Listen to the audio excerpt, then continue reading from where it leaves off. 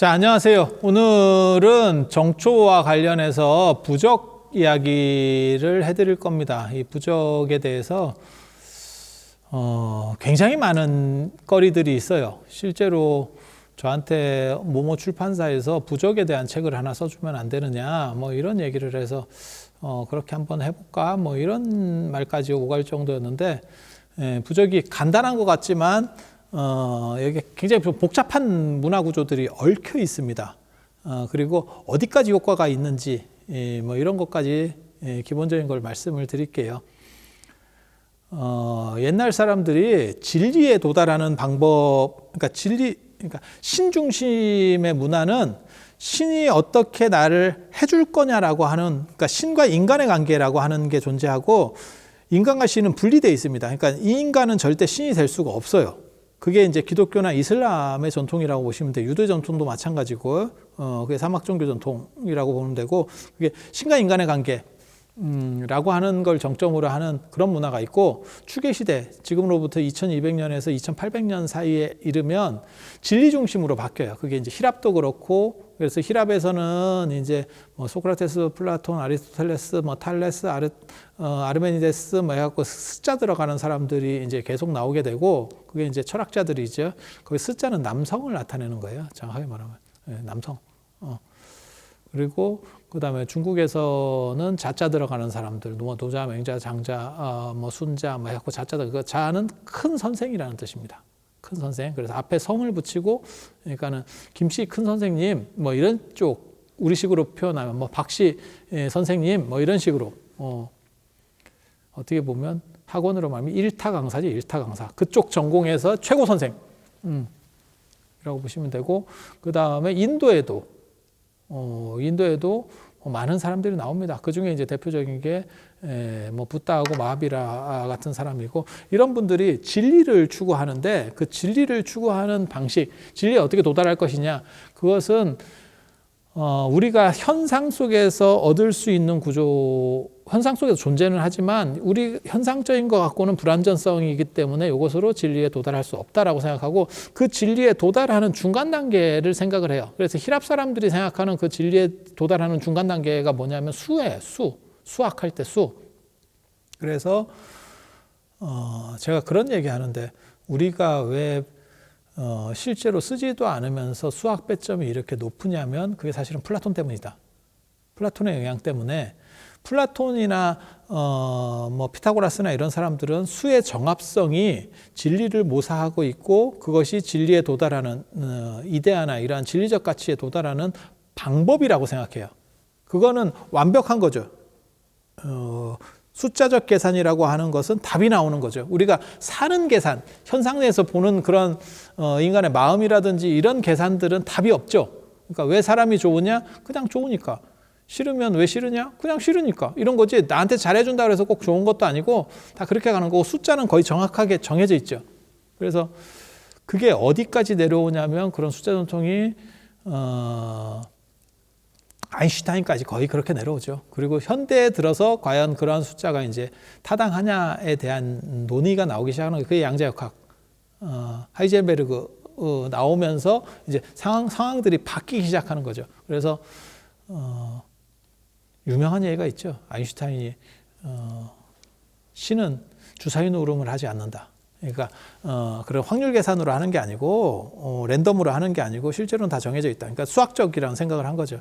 그렇지만 실제로 지금 현재 과학이 밝혀내는 바로는 전 우주를 지배하는 건 그냥 우연적 확률이라고 하는 거죠. 지금은. 그래서 수가 타당하냐에 대해서 이제 수학적 계산이라는 게 과연 타당하냐에 대한 이야기들이 나오는 거고, 근데 옛날 사람들은 거기까지 생각을 못 했으니까, 아무튼 뭐 히랍 철학에서는 수라고 하는 개념을 쓴 거고, 그 다음에 저 메소포타미아가 두 강 사이라는 뜻이거든요. 티그리스 유프라테스 강의 사이에서 메소포타미아 문명이 나왔으니까, 여기하고 그 다음에 인도 문명의 특징이 뭐냐면 언어에 대한 신뢰라는 게 있어요. 그러니까 사람은 말이라는 거는 굉장히 신뢰성이 있는 거고, 그것은 진실한 거다. 그래서 진실한 언어라는 개념이 있어요. 그 진언이라고 합니다. 그게 이제 불교를 타고 진언이라고 하는. 그래서 그러한 진언에는 특수한 에너지가 있다는 거예요. 그래서 이 진언도 종류가 여러 가지가 있습니다. 짧은 거는 주, 그 다음에 긴 거는 다란이.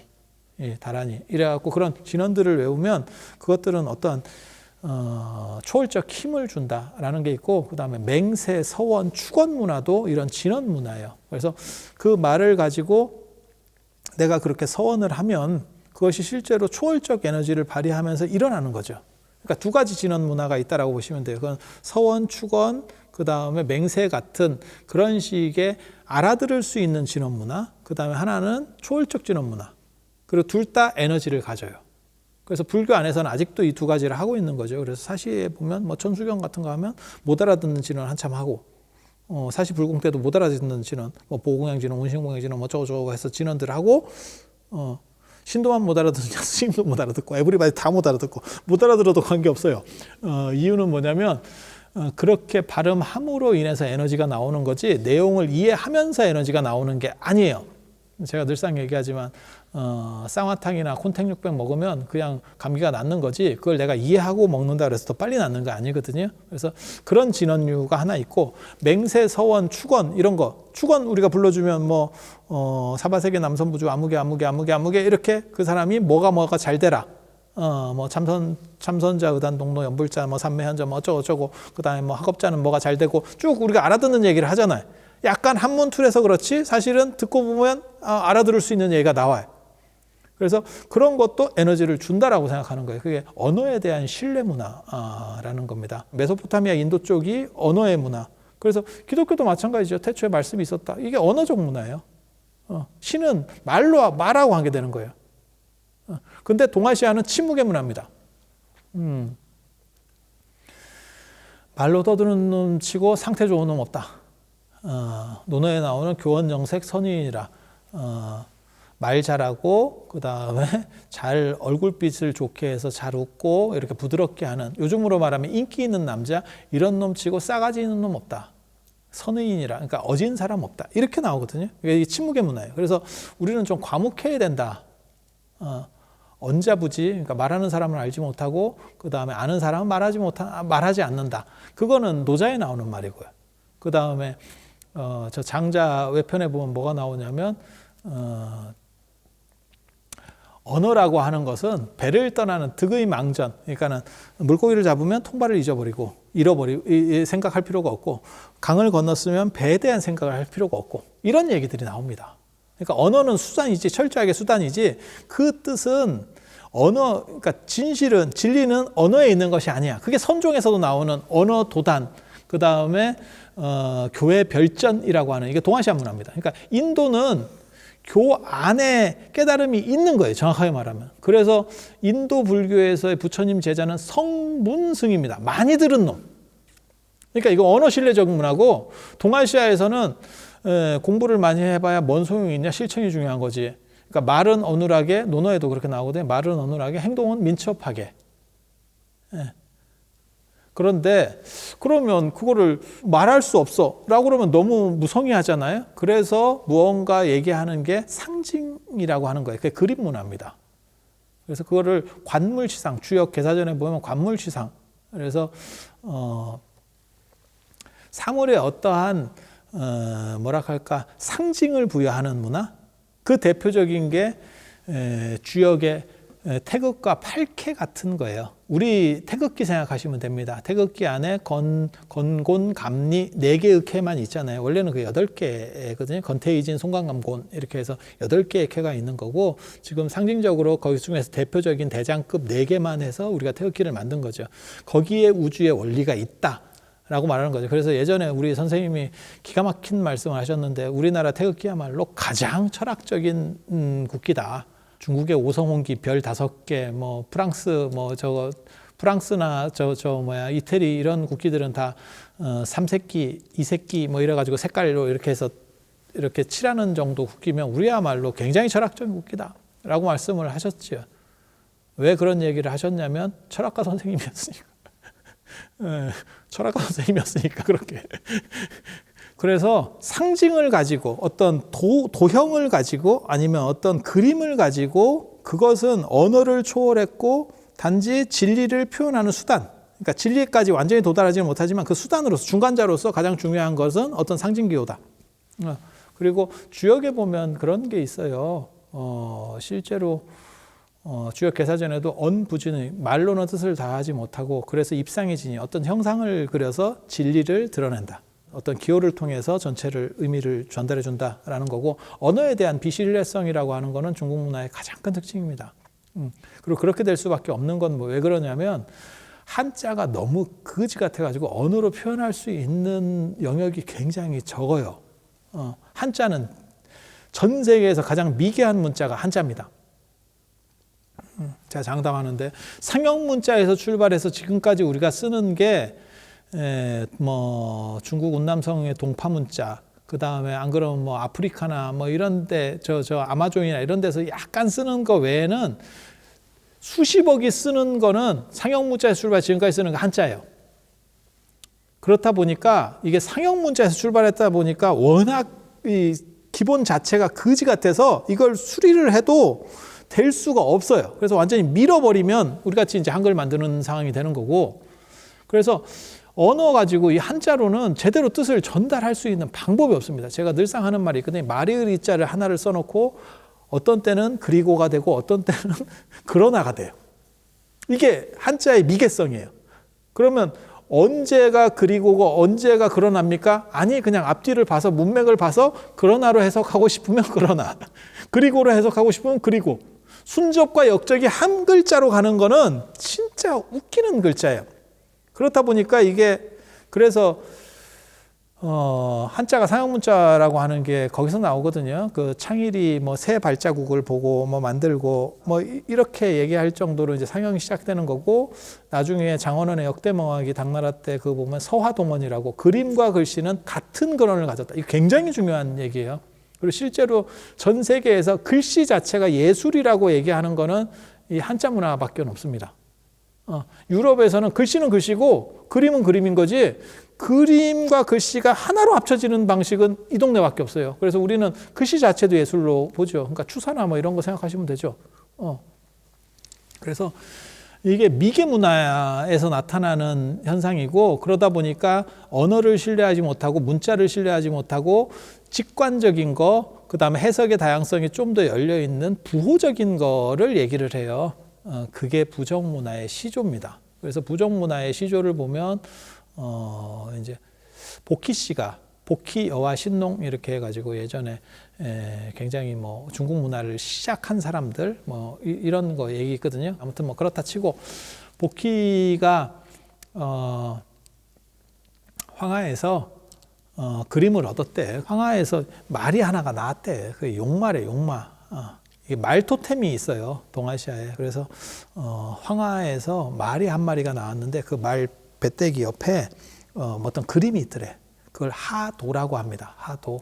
그리고 하나라의 우왕치세 때 낙수라고 하는 그 황하의 지류가 있어요. 그 낙수에서 거북이가 한 마리 나왔대요. 거기 치수를 하고 있는데 거북이가 나왔대. 물을 이렇게 잘 관리하고 있는데 그 황하가 자주 범람하거든요. 그래서 그걸 관리하고 있는데 거기서 거북이가 나왔는데 그 거북이 배껍질인지 등껍질인지 뭐 정확하지 않은데 거기에 이렇게 약간 바둑판 같은 그림이 있다는 거예요. 그걸 낙서라고 합니다.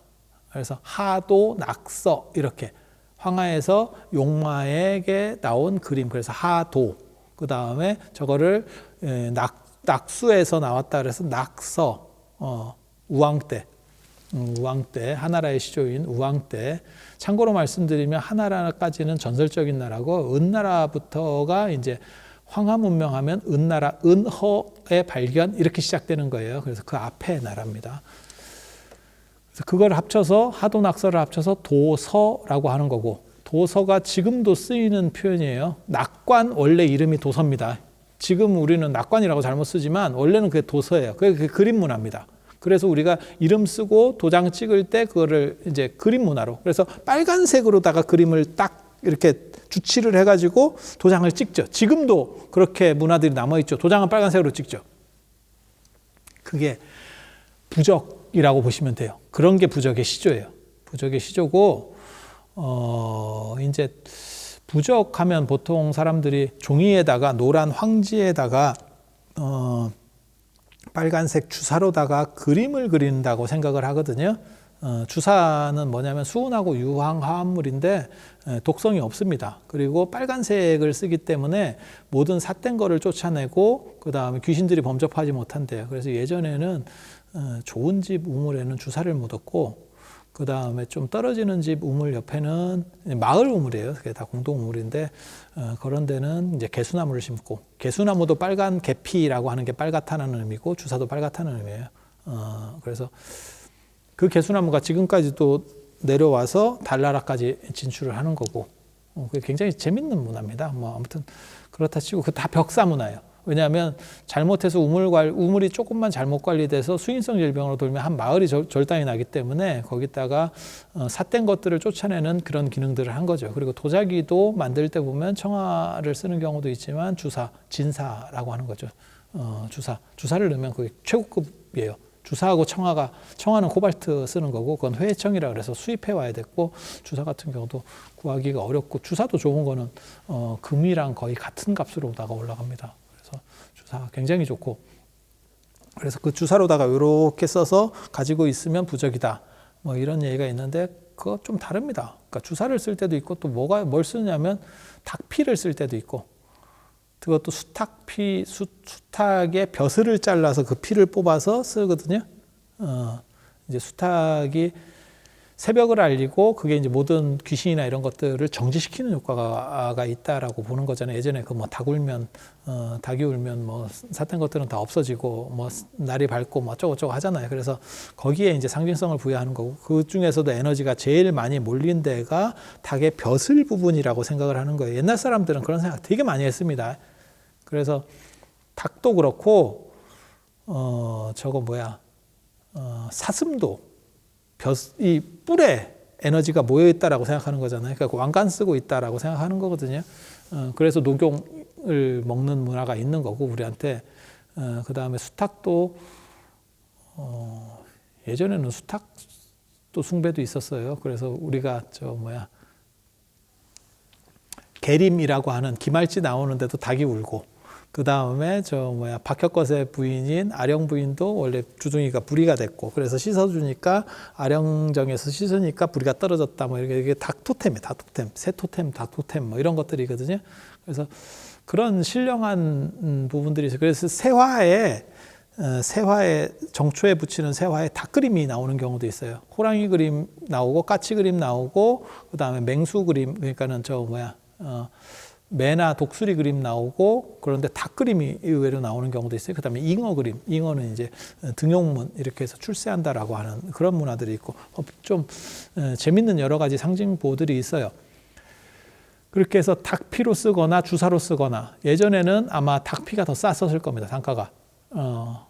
주사가 훨씬 귀한 거거든요. 그리고 재밌는 거 한 가지 말씀드리면, 혹시 사람이 정신이 혼절했을 때 부적을 불에다가 탁 태워가지고 그걸 물에다가 이렇게 휘저어서 그 잿물을 먹으면 정신이 돌아온다, 이런 얘기가 있는데 그게 어느 정도는 사실입니다. 뭐 말 같지도 않은 건데, 주사라고 하는 거에 대한 주사의 약성분 때문에 나타나는 현상이에요. 부적의 성분이 아니고, 부적의 효과가 아니고 주사 효과예요. 그래서 금속으로 된 약재를 썼을 경우에, 제가 또 한의대에서 또 오랫동안 강사를 한 사람으로서 얘기하면, 이 금속 성분의 약성분이 제일 빨리 받아요. 그래서 우황청심환도 먹으면 뭐 사람이 정신이 돌아온다, 그거 맨 밖에 쌓여있는 금 때문에 나타나는 현상이에요. 한의약은 그렇게 빨리 효과가 안 나요. 그러니까 우리가 진짜 뭣도 모르는 사람들이 자꾸 사극 보면 이렇게 사약 먹으면 바로 사람이 배가 뒤집고 죽는 줄 안 죽어요. 쉽게 안 죽습니다. 그래서 사약 먹고 불 떼서 우리가 쌍화탕 먹고 찜질하듯이 한번 해야 사람이 갑니다. 그래서 불 떼줘요.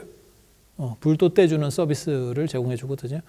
그래서 부적이라고 하는 게 그런 두 가지로 그렸다더라. 닭피로 그렸다거나 주사로 그렸다거나, 그리고 그걸 황지에다가, 황색은 이제 길하다, 그 다음에 황제가만이 쓸 수 있는 최고급 색이니까 그 권위를 내세워서 부적을 쓰는데, 실제로는 이렇게 쓰는 게 아니고, 가롱시천의 포박자 4편에 보면, 그 위진남북조 시대 사람인데, 그런데 보면 뭐가 나오냐면,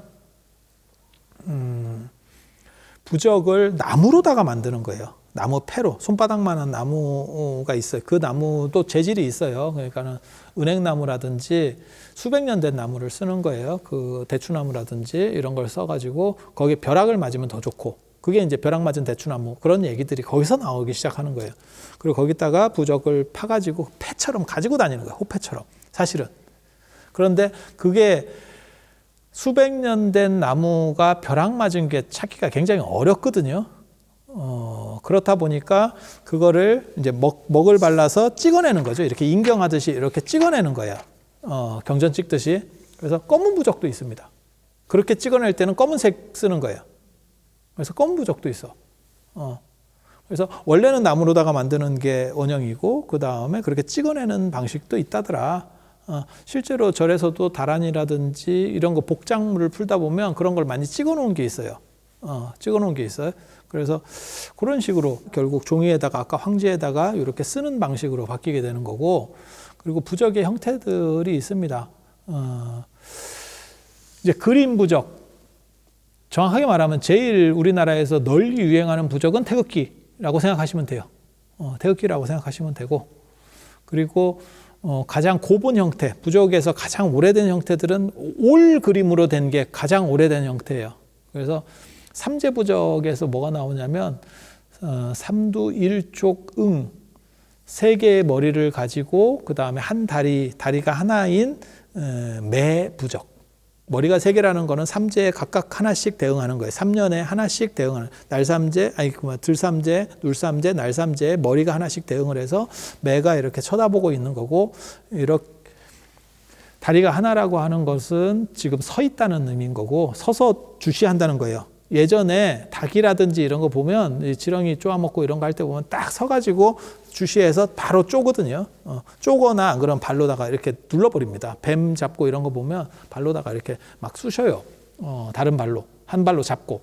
그래서 그런 식으로 모든 것들이 못 들어오게 한다. 그리고 왜 하필 매냐? 매는 시력이 좋아가지고 사소한 것도 안 놓친다는 거죠. 안 놓친다는 거죠. 그리고 한 발이라는 게 굉장히 중요해요. 그게 서 있다는 의미거든. 삼조고라는 게 있어요. 다리 3개 달린 거. 걔네는 대부분 날아다니는 애예요. 그러니까 태양을 상징할 때 그거를 삼조고라고 하거든요. 예전에 그 주몽 드라마 보면 이제 고구려 상징으로 뭐 나오고 뭐 이러는데 꼭 그게 고구려 상징만은 아닌데, 아무튼 삼조고는 우리나라 쪽하고 관련이 되는 건 맞아요. 중국은 대부분 이조고거든요. 까마귀, 똑같은 까마귀라도 중국은 이조고를 쓰고 우리는 삼조고를 쓰는데, 삼이 약물이라는 뜻이에요. 양기가 충만하다. 그렇게 해서 하늘을 나르는 양기가 충만한 어떠한 이런 까마귀를 나타내는 거고, 걔는 대부분 삼조고로 되어 있는 게 날아다닌다는 상징으로 나오는 거고, 한 다리로 서 있는 거는, 한 다리가 되어 있는 거는 그건 서 있다라는 의미예요. 서서 주시한다라고 하는 의미. 그래서 이렇게 그림으로 나오는 게 굉장히 유치한데, 이런 게 오래된 부적 형태입니다. 오래된 부적 형태. 그리고 이 다음에 나오는 게 너무 노출해서 그림을 뚜렷하게 그리는 거를 조금 떨어지게 보는 거죠. 이게 지금 제가 말로 삼두 일조공 이러니까 되게 있어 보이지만, 그림 이제 사파가 나갈 건데 이거 보고 있으면 되게 유치합니다. 세상에 이렇게 유치한 방식이 있나 싶으니까 뭘 하냐면 이걸 추상화시키는 거죠. 그래서 형체를 분해해버리고 추상적으로 남기는 거죠. 추상화하고 사실화의 차이라고 보시면 돼요. 미술에서 나타나는. 그래서 그런 식으로다가 추상화시키는 게 오학진형도 같은 거. 오학진형도라고 하는 거는 중국에 보면 동태산, 서화산, 남형산, 북항산, 중앙숭산 이렇게 5개의 큰 산이 있어요. 그 오학. 그 오학의 진형. 그러니까 산의 형태가 아니고 산의 본질을 그린 그림이라는 거예요. 그러니까 추상화죠, 추상화. 겉의 형상들을 다 걷어내버리고 그 안에서 본질만 딱 상징적으로 그려내버리는 거예요. 그걸 가지고 있으면 어떤 산에 가도 보호를 받는데, 감히 조그만 산신령들이나 이런 것들은 어떻게 하지를 못하는데, 옛날에는 산이 상당히 위험했었거든요. 지금은 산에 간다고 해서 크게 위험할 건 없지만, 옛날에는 뭐 맹수도 있고 그 다음에 도깨비, 귀신 뭐 이런 것들이 산에 많이 있었어요. 임해망량, 뭐 정령류 뭐 이런 것들이 뭐 많이 있었다고 하거든요. 그런 놈들 뭐 지금 찾아보면 한 놈도 없어. 근데 아무튼 그게 합리적으로 생각하면 감각 차단 효과에서 나타나는 사람의 공포감이에요. 합리적으로 얘기하면. 근데 이제 옛날 사람들은 그런 생각을 못 했으니까. 그래서 그 오학 진영도를 가지고 다니면 그 포박자 4편에 나오는 얘기입니다. 그걸 가지고 다니면 모든 산에 출입해도 탈이 안 난대. 왜냐하면 정부가 보증하는, 어떻게 보면 최고 권위의 산신들이 보증을 하는 그 마크를 내가 가지고 있는 거죠. 그래서 짜잘한 것들은 어떻게 할 수가 없대. 그런 식으로. 그래서 형체에서, 그러니까는 상형 문자처럼 어떤 형체를 본딴 거에서부터 그 다음에 추상적 이미지로 가는 거예요.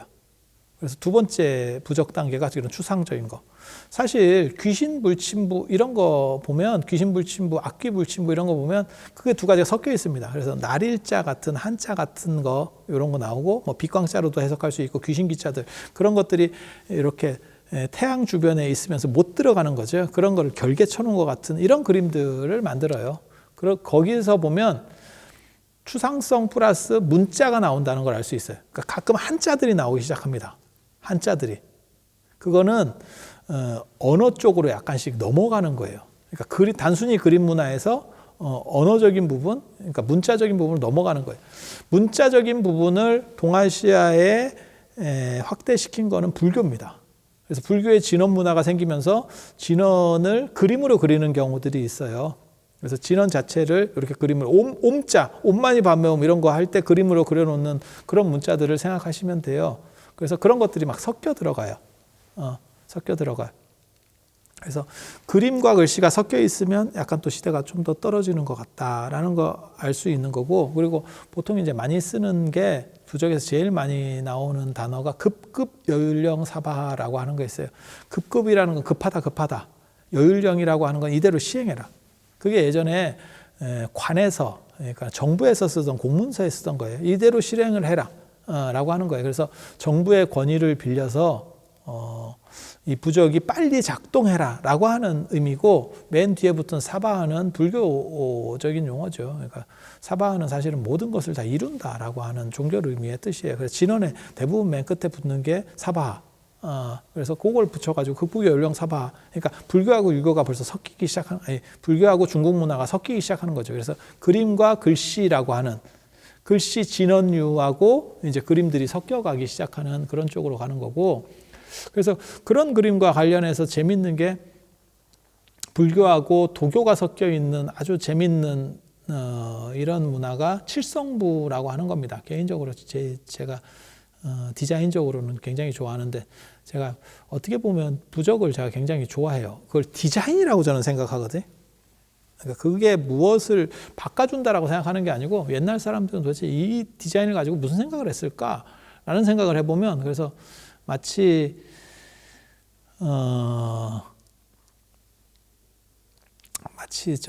누구야, 조영남에게 화투가 있다면, 조영남이 화투 그림을 그리잖아요. 그런 식으로 어떤 부적을 예술 대상으로도 쓸 수 있지 않을까.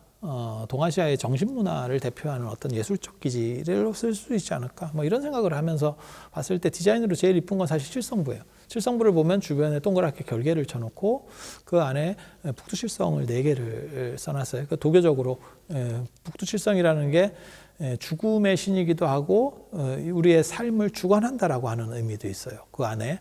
그래서 그렇게 해놓고 그 안에 보면 이제 불교식 진원도 나오고, 옴마니 밤매옴 같은 진원도 나오고, 그 안에 또 한자가 쓰여 있어요. 그게 굉장히 재밌어요. 천태산의 한 노인네가, 그냥 대충 해석해 보면 뭐라고 나오냐면, 저 기억이 잘 안 나는데 대충 기억해 보면, 천태산의 한 노인네가 아주 날카로운 검을 들고 있는데, 그게 신선 얘기하는 거예요. 신선 얘기하는 거예요. 그 검을 휘두르면 모든 나쁜 것들은 다 사라지게 된다.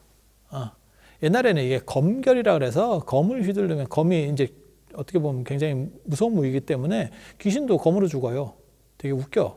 그래서 도인법이라든지 도법 쓸 때 보면 이렇게 검결이라 그래서 이렇게 칼 모양을 하거든요. 그래서 안 좋은, 여기 에너지가 좀 안 좋은 것 같아. 그럼 이걸 가지고 이렇게 긋는 방식이 있어요. X자로 표현할 때도 있고, 좋게 길하게 만들 때는 왕자를 씁니다. 이게 딱 뭐 이런 기술들이 있어요. 요즘은 이런 거 배운 사람들이 거의 없어가지고. 참고로 말씀드리면 오른손으로 해야 돼요. 오른손으로 해야 돼요. 그리고 목검으로 할 때도 있고, 이게 목검으로 할 때는 동쪽으로 뻗은 대추나무, 복숭아 나무 동쪽으로 뻗은 가지를 해 뜰 때 잘라가지고 만드는 거예요. 다 그런 것들이 다 있는데 요즘 잘 이런 잡다한 거 아는 사람들이 별로 없어서. 물론 잡다한 거 안다고 뭐 세상이 바뀌느냐, 아무것도 안 바뀌어요. 저를 보세요. 아무것도 바뀌는 건 없어요. 그냥 그러려하고 사는 겁니다. 그리고 누가 물어도 안 봐. 진짜 이런 거 찍으니까 진짜 얘기하지. 그러니까 1년 내도록 몇 년이 지나도 이런 거 말할 때도 없어. 말하면 사람들이 좀 이상하게 봐요. 근데 이게 뭘 상징하느냐를 보면 되게 재밌어요. 왜? 복숭아라고 하는 게 동방사기 하늘에서 가지고 온, 그래서 제사상에도 안 쓰고 귀신을 쫓는다는 거거든요. 귀신 쫓는 물건 중에서 진료 자체가 귀신을 쫓는 건 그건 천상 물건이기 때문에 그래요. 그리고 그걸 동쪽으로 뻗은 가지는 양기가 충만하다라고 하는 거고, 그걸 해 뜰 때 하필 자른다는 거는 거기에 더 양기를 한 번 더 넣겠다는 거예요. 사인검하고 똑같아요. 사인검 들어보셨는지 모르겠는데 호랑이 인자예요. 자축인 할 때 사인이라고 하는 거는 인년, 인월, 인일, 인시에 만드는 거예요. 그래서 호랑이 기운 4개가 들어가면 호랑이 기운이 들어가서 모든 나쁜 거를 다 조질 수 있대요. 그걸 사인검이라 그래요. 사인검. 호랑이 기운이 솟아나는 콘프레이크 이런 게 아니고, 아무튼 그래서 이게 부적이 이 칠성부라고 하는 것은 불교적인 거 플러스 도교적인 거, 그 다음에 신선적인 것들이 잘 이렇게 섞여 있는, 그리고 글씨하고 그림이 같이 나오는 이런 형태들로 점점 바뀌고 있다라는 걸 알 수 있고, 그리고 거기서 천태산이 나오는 거는 천태라고 하는 게 하늘에 있는 자미성, 그러니까 북극성의 기운이 꽂히는 자리예요. 그래서 삼성가에 가가지고 칠성 예불을 하면 자미대대통성군 12궁중 태을신 이런 거 있고, 그다음 삼태육성 나오는데 삼태육성의 그 삼태의 기운이 꽂히는 데가 천태산이에요. 중국 천태산. 그래서 천태산이 하늘의 기운이 맺히는 자리이기 때문에 거기 있는 노인네라고 하는 게 어떻게 보면 그게 불교식으로 말하면 나반존자가 거기서 사실은 연유하는 거거든요. 그래서 그런 신앙하고도 연결이 되는 거예요. 이게 좀 복잡합니다. 얘기하면 너무 길어서 일단 그냥 자르고, 왜 천태산이 등장하는 거냐면 하늘에 있는 가장 핵심적 기운이 모이는 땅에 있는 자리가, 그 에너지하고 상응하는 자리가 천태였기 때문에, 그래서 천태 노인이 등장한다라고 하는 게 천태 신선이라고 하는 게 실제로는 땅에 있는 최고급 신선을 의미한다. 참고로 말씀드리면 천태의 가롱치천의 작은 할아버지인 가련이 수행을 했었던 데고, 나중에 천태 지자대사가 수행했었던 데고, 이런 겁니다. 절강성 천태산.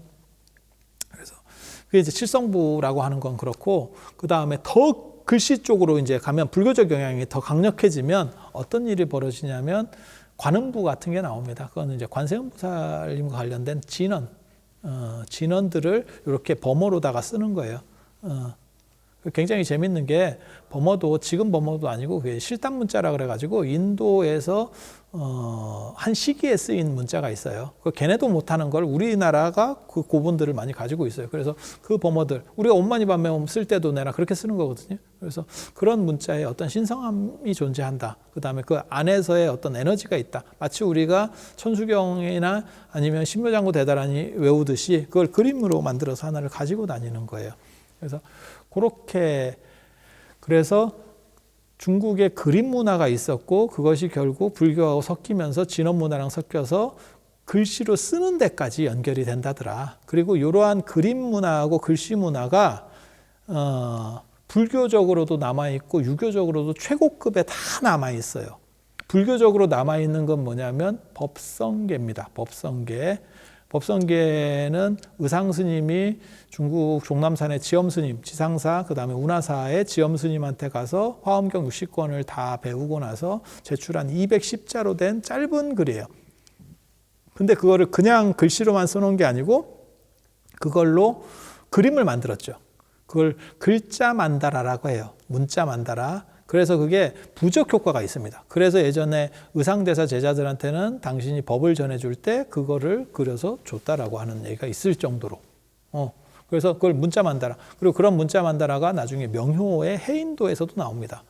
그리고 그림 속에다가 내용을 넣어서 어떻게 저렇게 이런 그림의 전통으로, 더 강력한 그림 전통으로 남아있는 거는 퇴계의 성학십도.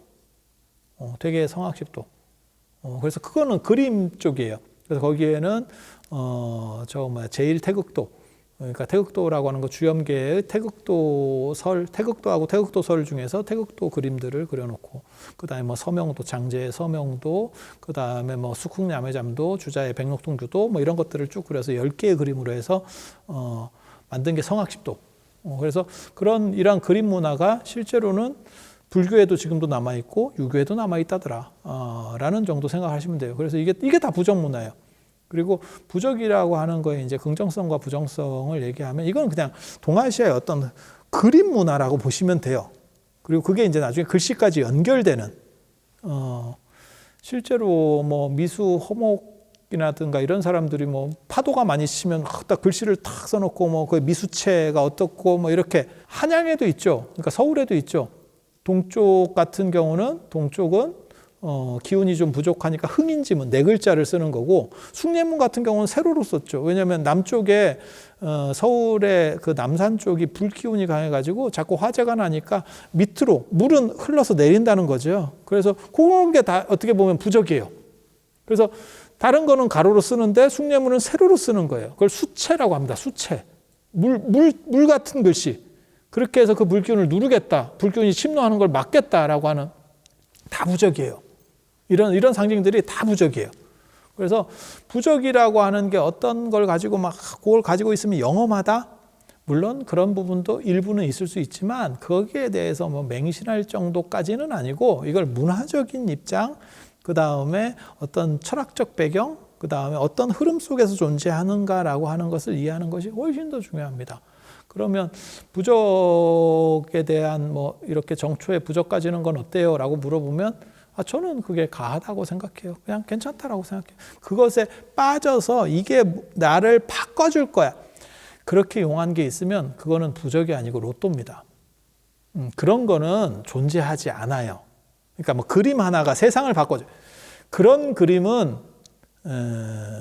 몰라. 뭐 다빈치 그림이 하나 나오면 몰라도 일반 그림, 뭐 일반의 뭐 무속인이라든지 뭐 스님이 그리는 정도 가지고는 크게 바뀔 건 없습니다. 그래서 그것을 그렇게까지 신뢰할 건 아니고, 그 부적 하나를 내가 가지고 있음으로 인해서 큰 경배 안 드리고, 마치 우리가 토정비결을 보고 정초에 뭐 토정비결 네이버 같은 데 이렇게 들어가가지고 이렇게 보면서 이거 재밌네 뭐 이런 정도의 생각으로 큰 돈 안 들이고 뭐 한 5만 원 들여가지고 하면, 사주 카페 우리가 가가지고 뭐 하고 타로점 보고 뭐 이런 거 할 때 우리가 그걸 막 믿고 이런 건 아니잖아요. 그냥 그런 거 보면서 그냥 재밌고 뭐 게임 하듯이 그런 정도로 생각을 하시면 이거는 충분히 가능성이 있고 좋은 거예요. 상징적으로. 그래서 그런 정도로 받아들이면 충분히 괜찮고, 이거 하나를 가지고 뭐 100만 원을 줬네 어쩌네 하면서 세상을 바꿀 거고, 너 자신도 세상을 못 바꿔. 부적이 세상을 바꾸는 게 아니고 너 자신도 너를 못 바꾸는데 부적이 바꿀 수 있겠어요? 만약에 그런 게 존재하면 진짜 살 빼는 부적 하나 있었으면 좋겠어요. 그럼 진짜 대박 날 거야. 살 빼는 부적, 머리 나는 부적. 그런 거 하나만 대박. 근데 부적도 되게 재밌어요. 뭐 여러분 몰라서 그렇지, 거기 보면 그 당시 세태를 반영해요. 가시 뽑는 부적도 있어. 농사일을 하다 보니까 가시가 박혔는데, 지금은 쪽집게라든지 무슨 이렇게 카타칼 같은 걸로 이렇게 살살살 하면 빠지잖아요. 그런 정밀한 기구가 없는 거지. 그러니까 가시는 박혔는데 빼볼 방법이 없는 거야. 그러니까 그걸 부적으로 딱 들어봐도 안 뽑히겠지. 열쇠를 잊어버렸는가 봐. 자물쇠 풀리는 부적이 있어. 그건 대박인데? 그건 대박인데 뭐든지 열어? 그 부적 하나 가지면? 그리고 진짜 재밌는, 제가 부적을 보면서 이건 진짜 세태를 반영하는 너무너무 재밌는 부적인데, 사랑과 전쟁 부적이 있어요. 첩 뛰는 부적. 첩이 있는데 그 첩을 조지는 부적이야. 첩을 조지는 부적. 그러면 그 첩은 가만히 있느냐? 첩이 본쳐 뛰는 부적이 있다니까? 그러니까 거기 또 방어 카드가 있는 거예요. 그렇게 해서 서로 그 부적을 발동을 시키면 남자는 호레비가 된다. 이거 굉장히 재밌어요. 그러니까 지금은 우리가 일부 일처제가 돼 있으니까 크게 별로 없지만, 예전에 이런 첩을 두고 뭐 이게 뭐 마누라를 바꾸고 이런 문화들이 굉장히 아니 인현왕후하고 장희빈 생각해봐도 그게 그런 거 아니에요. 그 스토리가 얼마나 많은 그런 부분들이 있었겠어요. 조선시대 때. 그것을 반영하고 있는 게 이런 부적이지. 그러니까 사랑과 전쟁. 얼마나 암투가 있었으면. 그러니까 그 당시에 이제 어떤 무속인이나 이런 사람이 그렇게 얘기했겠지. 요 부적 하나면 저걸 떨어뜨릴 수 있습니다. 하지만 그런 걸로는 절대 안 떨어진다는 걸. 그런 걸로 절대 안 떨어진다는 거. 제가 늘상 말씀드리는 거 있어요. 장희빈 사건에서 결국 장희빈이 숙종한테 죽게 되지만 실제로 사람이 말이나 뭐 사람 그림 그려놓고 화살 쏜다 그래서 안 죽어요. 네가 안 죽는지 어떻게 아느냐. 말만 가지고 사람이 죽으면, 욕해갖고 사람이 죽으면 우리나라 대통령은 취임하자마자 다 죽어요.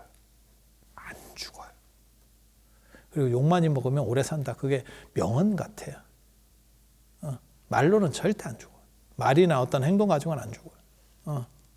그래서 바꾼다라고 생각하지 말고 그걸 가지고 있으면서 내가 좀 안 좋은 거고 이게 나를 보호해 줄 거야 라는 생각을 한다는 건 굉장히 좋다라고 생각해요. 그게 큰 경비 안 들이고 뭐 한 5만 원 정도 뭐 아니면 한 3만 원, 5만 원 뭐 크게 하면 한 돈 10만 원까지 뭐 해서 그 정도 해서 내가 취미 생활 한다라는 정도로, 그러니까 마치 이런 상 만들어 놓는 거하고 똑같다고 보시면 돼요. 이런 상을 놓고 내가 이 상이 나를 보호해 줄 거야 라고 생각하면서 내가 조금 더 평안함을 느낀다면 충분히 가능하다고 생각해요. 그리고 시험 보고 이런 분들한테도 저는 부적은 하면 좋다는 생각을 하거든요. 왜냐하면 그걸 통해서 그 사람이 안정이 될 수만 있으면, 그게 조금 안정되고 안 되는 것만 갖고도 능력 발휘가 되고 안 되고가 있어요. 그러니까 저같이 시험 보는 거를 재밌어 하는 사람은 그런데 안 쫄이는데 어떤 사람들은 시험 보는데 굉장히 쫄인다니까요. 그래서 자기 능력 발휘를 못해. 근데 네가 그 부적을 가지고 있기 때문에 너는 충분히 잘 될 거야 라고 생각을 하면, 그게 작동만 할 수 있다면 뭐 몇만 원의 가치는 뭐 충분히 있다라는 생각을 하거든요. 그래서 딱 그 정도까지. 그래서 제가 늘상 말씀드리는 거 있어요. 부적은 10만 원 이상은 하지 마라. 그렇게 투자할 정도는 아니고, 내가 이 정도라면, 그러니까 10만 원 정도면 사람이 빠지지 않는 정도를 얘기하는 거예요.